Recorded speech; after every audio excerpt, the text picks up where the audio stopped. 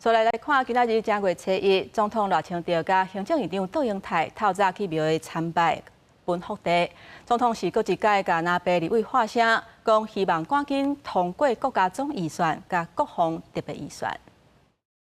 大家好，大家新年快乐！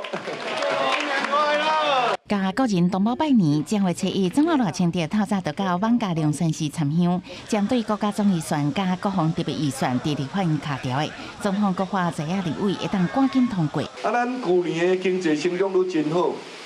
股票的表现嘛真好，经济好，咱爱通过国家总预算，安尼互咱的经济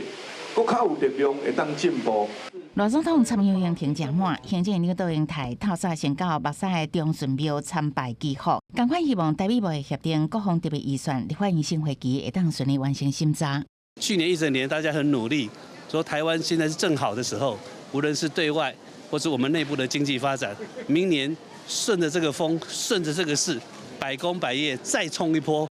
民众党创党主席郭文铁是登去新店甲党公职做伙行春拜年，对于总统呼吁那边立委赶紧审总预算甲国防特别预算，伊讲国防支出袂使黑白开，各党应该伫国会好好讨论。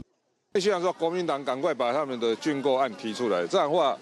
不管是民众党、国民党、民进党，每个党的军购案可以在国会公开讨论，让大家来看哪一个是最好的。要参选新北市长的民众党主席吴国昌早起到新庄武圣庙参拜，前主连任的台北市长周满安甲罗总统同款到龙山寺参拜。我们也成功争取辉达顺利落脚台北，不只是带来更多的工作机会，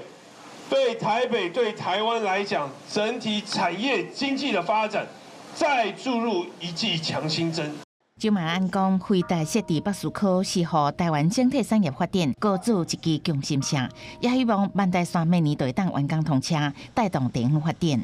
记者综合报道。